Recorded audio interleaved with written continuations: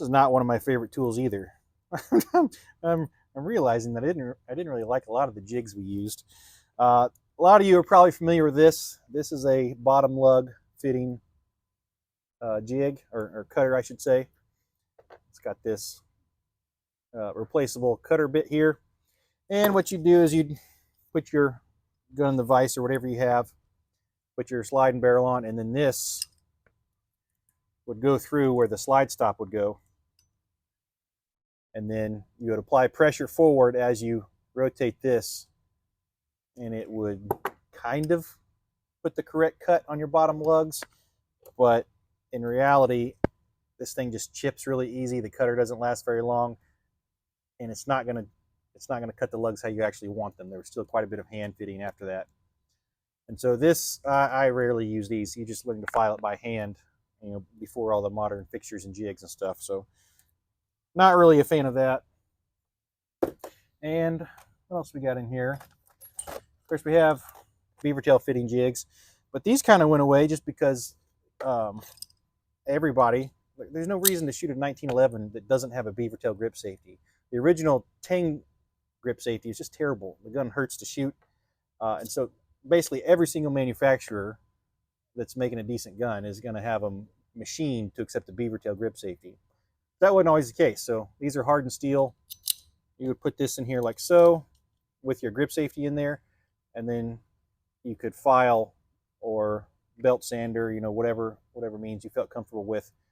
You would take down the frame through these jigs.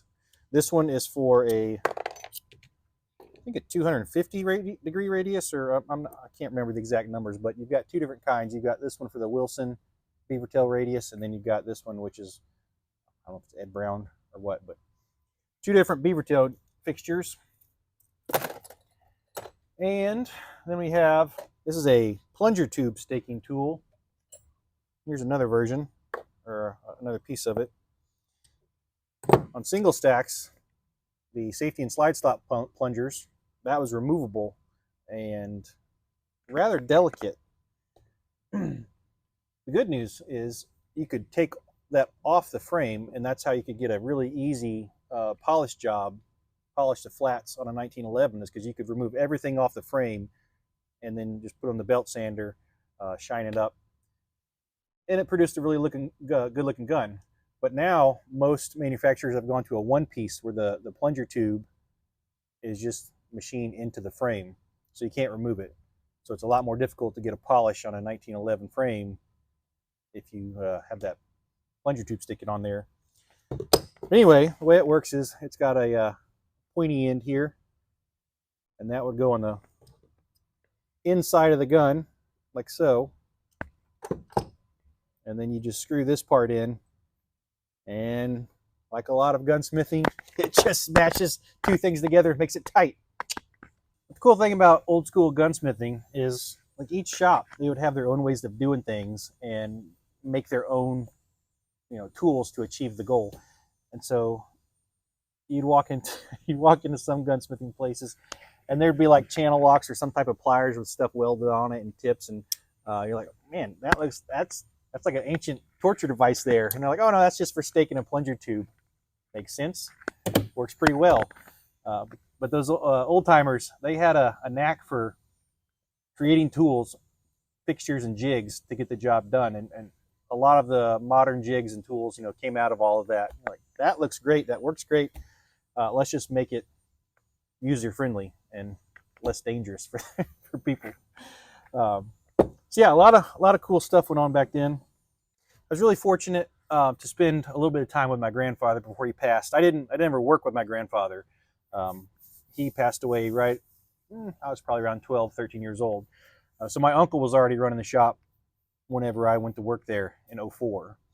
And he had that mentality, just like my grandfather did, where you need to know when precision and doing things the right way needs to happen, and then when you can just be like, I can wing that, or I can eyeball that. I'll give you an example. I had a couple pistols that I needed test fire, and at Clark's we were doing a 50-yard ransom machine rest in a wind tunnel. So you shoot 10 shots and 2.5-inch group. That's what was required to get a gun out the door.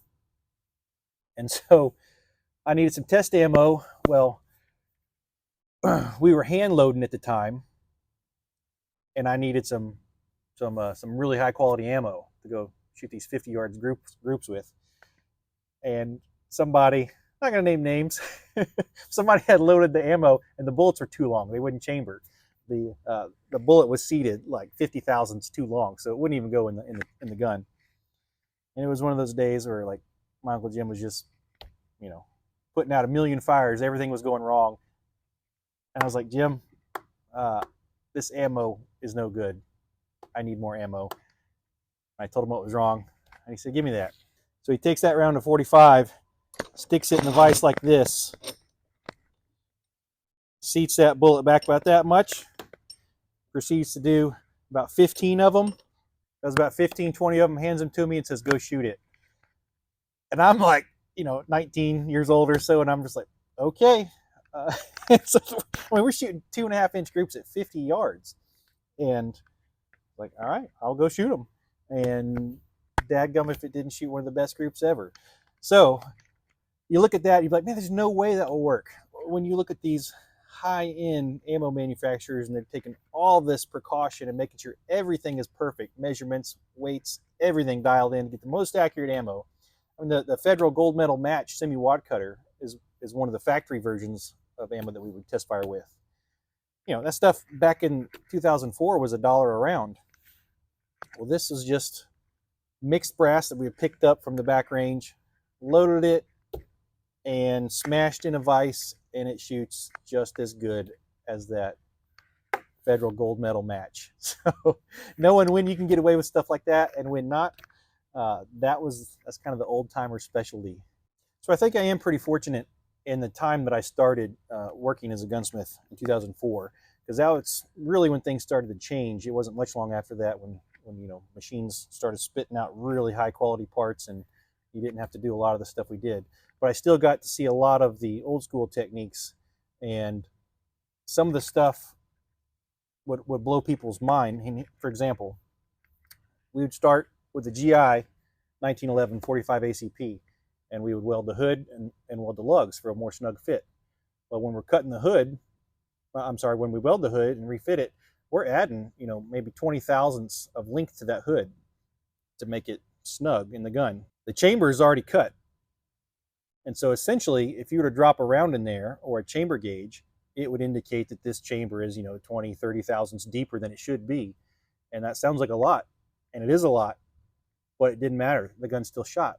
You're taking a GI cheap barrel, welding it all up, recutting it, keeping the factory chamber, because you can't shorten a chamber once it's cut.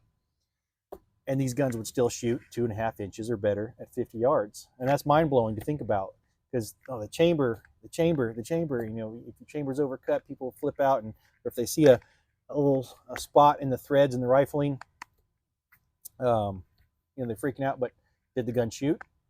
Yeah, it shot. So having a chamber that's 30 thousandths deep doesn't appear to affect much of the accuracy. We had one guy call up and he said his gun stopped shooting, or it didn't shoot. I can't remember now, it's been so long.